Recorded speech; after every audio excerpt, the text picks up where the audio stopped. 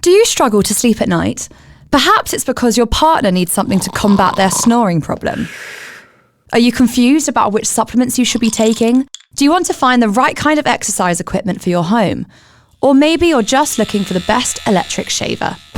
Which has hundreds of product reviews to keep you fit, eat well, sleep better, and everything in between. Just head to which.co.uk/health to read our expert insight and independent reviews. Get expert advice and recommendations to live your best life every day with Which.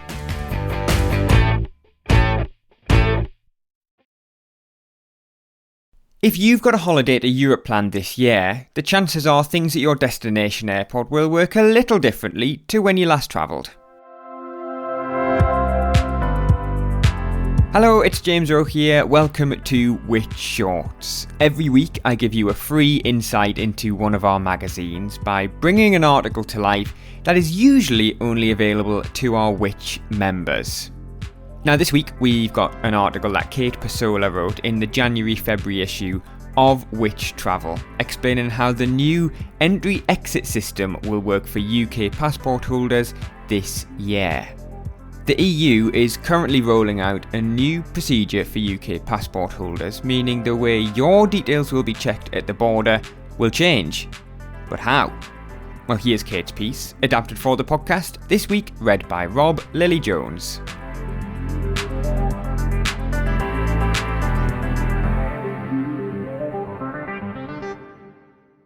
The next time you travel to Europe, things at the border will probably work differently.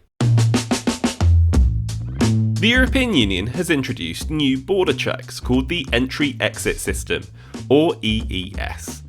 This is the EU's new border security scheme for tracking when third country nationals, including UK passport holders since Brexit, enter and exit the Schengen area. In practice, it means extra biometric border checks and, initially, longer queues as people register for the system. So, how does it work? The first time you cross the border, you'll have your photograph or fingerprints taken to register for EES. Your data will then be stored on a digital file for 3 years. Once you're at the machine, it should only take a minute or two. Unfortunately though, when we sent Which staff to Gran Canaria Airport to try EES in November last year, queues were so long for the limited number of registration kiosks that there was chaos as people panicked about missing flights. Similar scenes were reported at Alicante Airport too. Thankfully, at other airports such as Split, our researchers found EES operating well. Part of the problem is that it's difficult for UK visitors to anticipate whether or not they'll face long queues, because EES is being rolled out slowly and won't be fully in place until April this year. Some airports and ports are using it, others only partially, and many not at all. But it was concerning to see such long queues when we tested it back in November. How will the system cope when millions more people are travelling to and from the Schengen area at Easter or in the summer? Whether EES checks are actively in place or not, UK travellers also still need to get their passports stamped every time they enter and exit the Schengen area until at least April. The most important thing to remember is that following Brexit, UK travellers are only allowed to spend 90 days within a 180-day period in the Schengen area.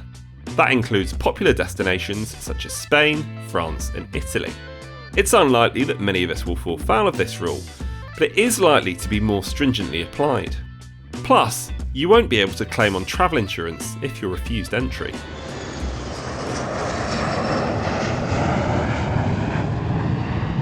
So, where will you encounter EES?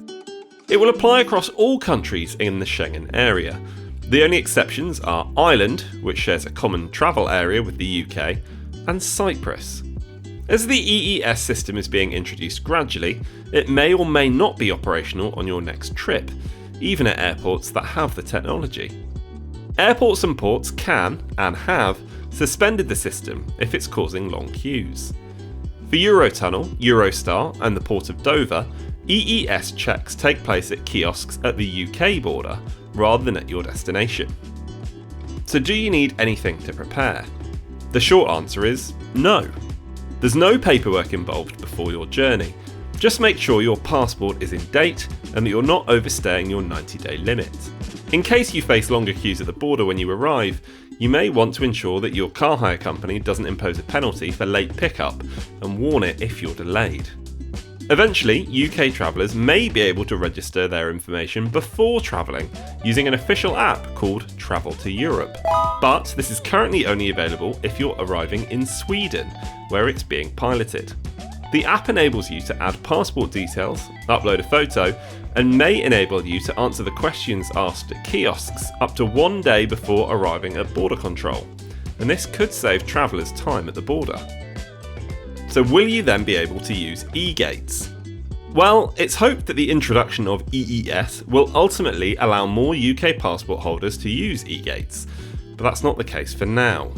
Some airports, such as Faro in Portugal and Rome Fiumicino in Italy, are already allowing UK travellers through e-gates, which is a positive sign.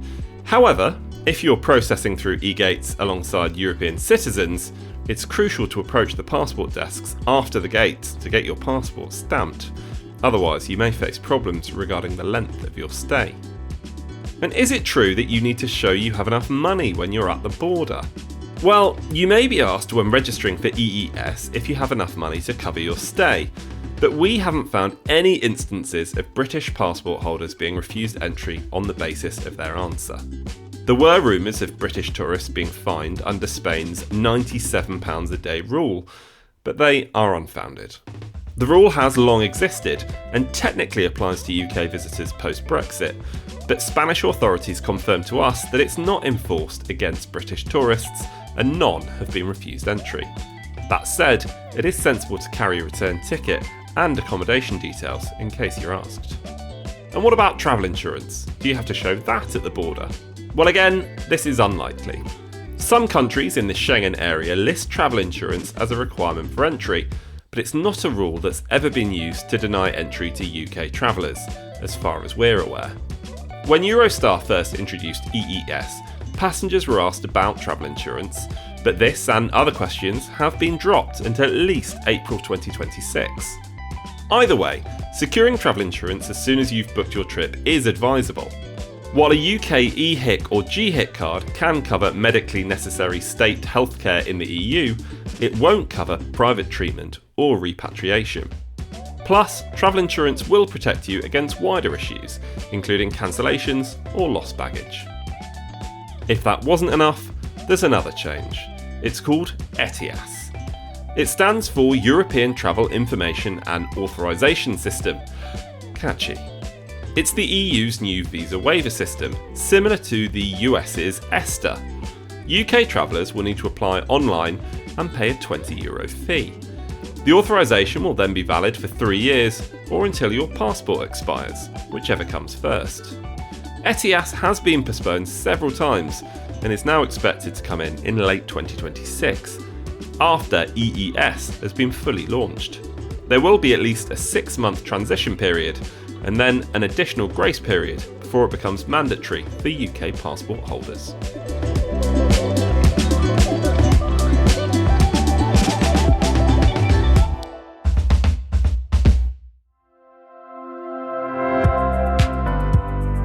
Thanks for listening to this podcast from Which, the UK's consumer champion.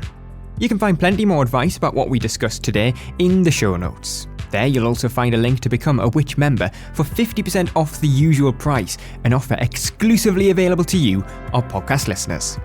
Joining Which will not only give you access to all of our product reviews, our app, one-to-one personalised buying advice and every issue of Which magazine across the air, but you'll also be helping us to make life simpler, fairer and safer for everyone.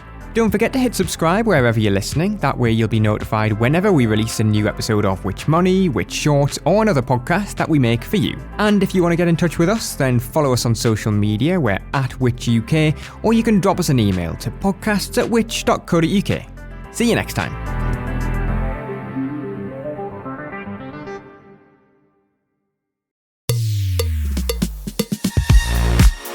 If you're enjoying this podcast from us here at Which, then why not become a Which member? Right now, we've got a special offer, especially for podcast listeners, meaning you can choose any of our 3 membership tiers for 50% off the usual price. Starting at just £39.50 for a full year, you can get Which magazine delivered direct to your door.